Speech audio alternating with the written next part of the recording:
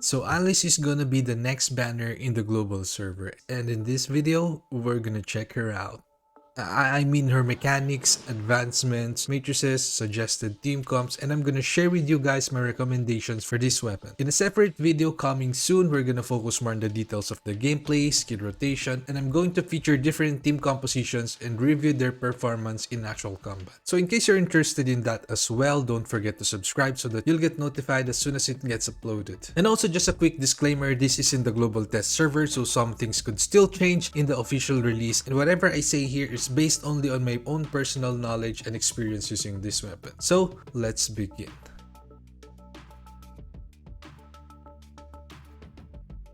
Unyielding Wing also has Frost Resonance, charge rate is 12, and shatter is 8.0. So far I haven't really noticed anything special about stats distribution, so that's it for this part. And for the normal attacks, there are a few choices that you can use. If you want the simplest one, you can use the regular normal attack spamming.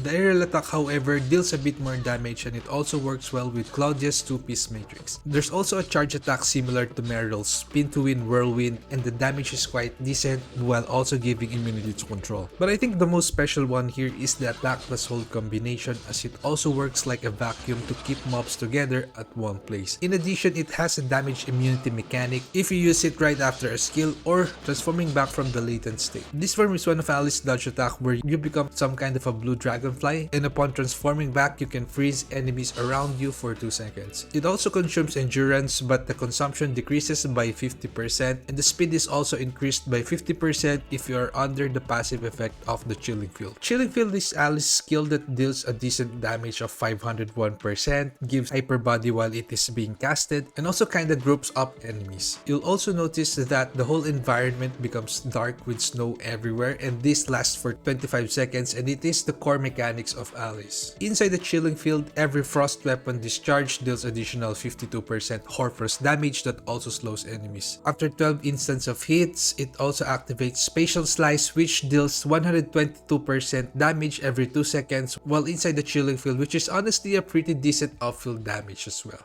The Discharge deals 408% attack damage with a 1.5 seconds iframe. At first glance, it might look weak because the damage multiplier is slow, but don't worry because Alyss' power highly depends on the team comp synergy and of course upon unlocking game-changing abilities from her advancements. Fortunately, that game-changing ability can already be unlocked at A1, where upon casting every frost weapon skill, Alyss will appear to auto-cast a discharge, then use the skill that was just casted. For example, if you use Meryl's Blizzard skill while inside the Chilling Field, she's gonna do it again. And by the way, 4-piece Claudia Matrix discharge damage boost also works with the auto-discharge of Alyss. And once you reach A3, every use of discharge, including the automatic ones, will add 1 stack of Alyss support. This increases both the discharge and Hoarfrost damage by 10% and stacks up to 3 times for a total of 30%. It's also not that hard to maintain this buff since you only lose 1 stack if you're unable to refresh it within 12 seconds, and even if you manually cancel Alyss' discharge, you'd still get 1 stack of the buff anyway. And at A5, you'll get 25% damage increase on normal attacks and Spatial Slice.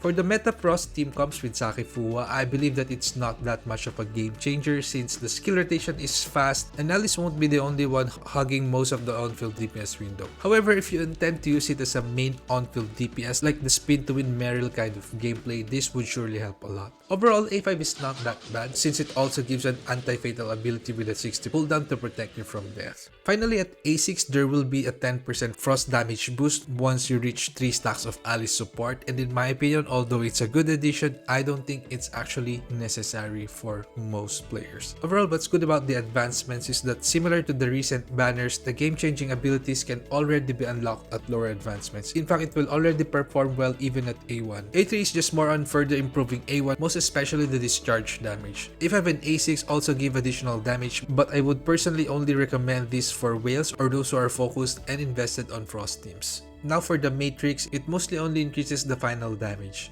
with 2-piece set, upon switching to the weapon where the matrix is equipped, you will automatically get additional damage increase and a bit of frost damage boost for 18 seconds. The 4-piece set is pretty much the same. It gives a final damage bonus buff for 18 seconds after using Alyss Discharge, and it stacks up to 2 times. There's also a special effect to reduce the stamina consumption of the latent state form, but I honestly don't know how it can be utilized during combat, or maybe it's not for combat. I'm not sure about that. Overall, in my opinion, the mages work well with frost lineups with Lyn, since the off-field alter damage is quite high as well. But the best thing about it really is that it reinforces the potential of Rainbow Team Comp, since it doesn't only increase a particular elemental damage. And if you use Alyss straight, the concept is pretty much similar. Every weapon skill gives an 18% damage bonus for 18 seconds, and if you're using at least an A1 Unyielding Wing, even the skill of other elements such as Physical, Flame, and Volt will proc the auto discharge and auto skill mechanics of Alyss. So upon spending a good amount of time on this weapon, I believe that there are two main ways for it to synergize with other weapons. First is for the skill spammer type, or the one that relies on short cooldown skills and skill resets to proc Alyss's auto discharge and skill. With that being said, first on the list is no doubt Sakifua. There's also the fast 15-second skill cooldown of Tsubasa, and of course for the Rainbow comp, there's also Claudia with spammable skills, good damage buffs, and Grievous debuff. For the second one, it's just your typical lineup where Alyss will be the main carry on-field DPS, and to be honest, this actually also works pretty well in terms of damage. So with this, anything that can contribute off-field damage or buffs would work. However, with this approach, I highly recommend at least an A5 advancement for the 25% normal attack damage increase, since we're expecting Alyss to get the majority of the on-field DPS window. And for the recommended team comps, of course, we have the meta lineup: Lyn as off-field DPS and buffer,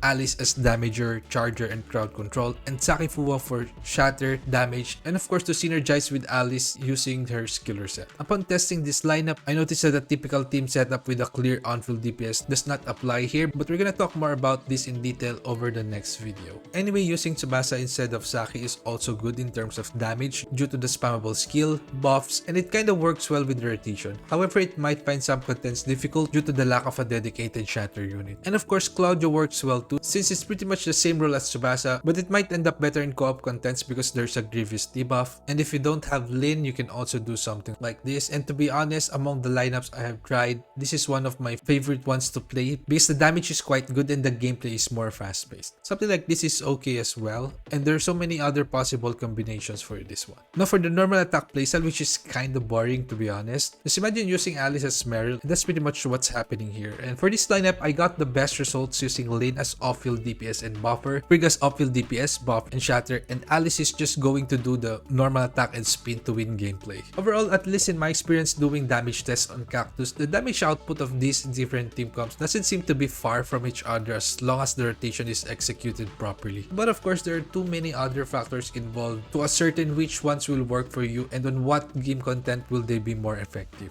Don't worry, because in our next video, we will review these lineups and how they perform in actual combat, just to kind of give you a general idea on what to do. We will also go into the detail of the builds, skill rotation, and gameplay. Feel free to subscribe to get notification when it gets uploaded over the next few days. And so for my final review and recommendation, overall, I feel like Unyielding Wing is a balanced and well-designed weapon. I highly recommend a minimum of A1 if you want to play Alyss, and I believe that it is already enough for F2Ps and low spenders. A3 is really good as well if you have the budget to pull for it, and for A5 and A6, which is mostly just some additional damage increase, I recommend it only for high spenders and those who are really committed to Frost teams. And lastly, I think this is a good sign for the game as it opens more gameplay variations with Rainbow comps that are also competitive in terms of damage and utility. So that's gonna be it for now. Thanks for watching and see you on the next one.